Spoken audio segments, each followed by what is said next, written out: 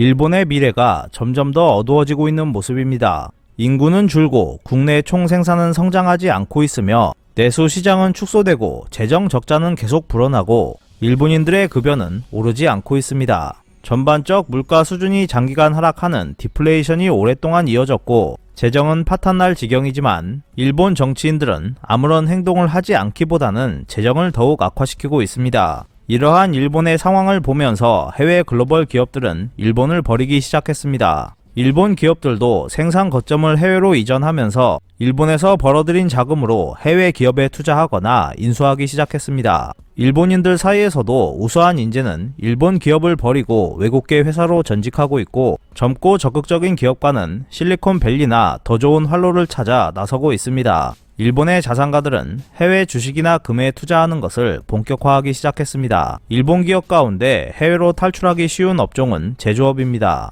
이러한 기업들은 생산 능력을 해외로 이전한 후 그곳에서 시장 확대를 목표로 하고 있습니다. 일본을 베이스로 한 기업들의 해외 생산 비율은 2010년도에는 18.1%였지만 2018년도에는 25.1%로 증가했습니다. 해외 진출 기업을 베이스로 한 해외 생산 비율은 한층 더 커져 2010년도에 31.9%였던 것이 2018년도에는 38.2%로 증가했습니다. 해외 생산이 가장 많이 진행되고 있는 수송기계에서는 일본을 베이스로 한 기업들의 해외 생산 비율이 46.9%에 이르고 있습니다.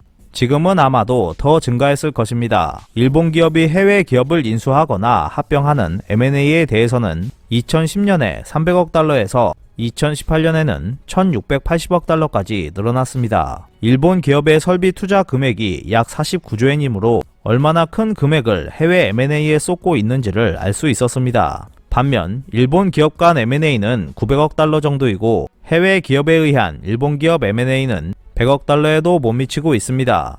일본 기업의 상당수가 해외 시장에서 활로를 찾고 있고 일본 기업을 비롯한 해외 기업들도 일본 시장을 내팽개치고 있는 모습입니다. 일본 탈출은 기업뿐만 아니라 일본인들도 시도하고 있습니다. 일본인들의 일본 탈출은 1980년대 무렵부터 시작되었습니다. 1980년에서 1990년대의 일본 탈출은 인류 기업에 근무하는 일본인 직원이 외국계 기업으로 이직하는 형태였습니다. 일본에 있으면서 미국이나 유럽의 외국계 기업에 근무하며 미국인이나 유럽인과 같은 급여를 받았습니다. 이것이 개인 차원의 첫 일본 탈출 시도였습니다. 2000년대에 들어서면서 일본의 남성 위주 사회를 포기한 여성 전문가가 홍콩이나 싱가포르로 건너가 경력을 쌓는 흐름도 있었습니다. 하지만 일본 남성 대부분은 외국계 회사로 전직할 뿐 해외로 취업하는 사람은 드물었습니다. 일본인들의 물리적인 일본 탈출이 이후 멈춘 것처럼 보였지만 일본인들의 돈의 일본 탈출은 대단한 기세로 진행되고 있습니다. 현재 일본 서점에서는 미국 주식 투자 관련 서적이 불티나게 팔리고 있습니다.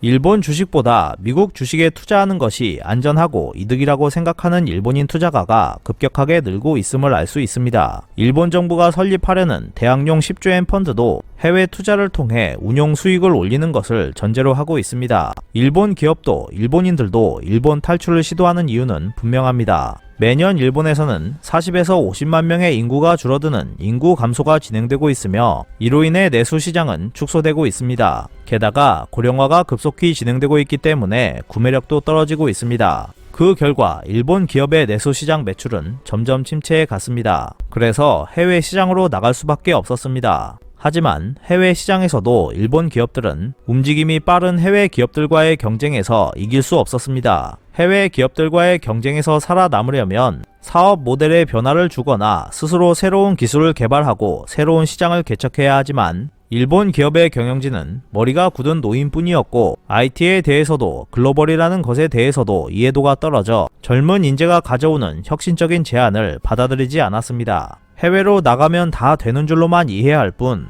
새로운 기술이나 글로벌 시장이라는 것에 대해 이해도가 떨어져 위험을 감수하고 결단할 용기도 없었습니다. 과거 30년간 경쟁에서 계속 진 일본 기업에 근무하는 일본인들은 전의를 상실하고 있습니다. 자신의 주머니 사정을 보며 급여도 늘지 않았다고 한탄합니다. 일본을 보면 비투성이입니다. 연금 재정, 건강보험 재정도 악화되고 있어서 일본인들의 불안은 더욱 커져가고 있습니다. 돈을 더 벌고 싶은 마음으로 다른 일본 기업으로 전직해도 급여는 오르지 않습니다. 그래서 외국계 기업으로 전직을 생각하지만 영어도 못하고 국제적 감각도 없어서 이 또한 물거품이 됩니다. 하물며 해외로 나가서 일해보겠다는 용기도 없습니다. 즉, 사면 초가에 빠진 현실이 일본인들의 현재 상황입니다. 이 때문에 일본인들이 개인 차원에서 할 수 있다고 생각한 것이 자신들의 자산을 국제화시키는 것이었습니다. 이것밖에 없다고 생각한 일본인들이 선택한 것은 미국 주식 투자였습니다. 일반 직장인이라면 이것 말고는 할 수 없었겠지만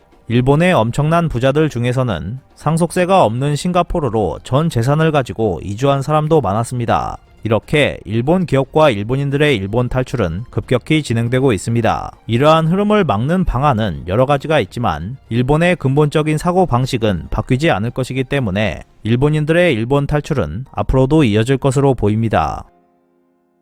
이상 피커TV였습니다.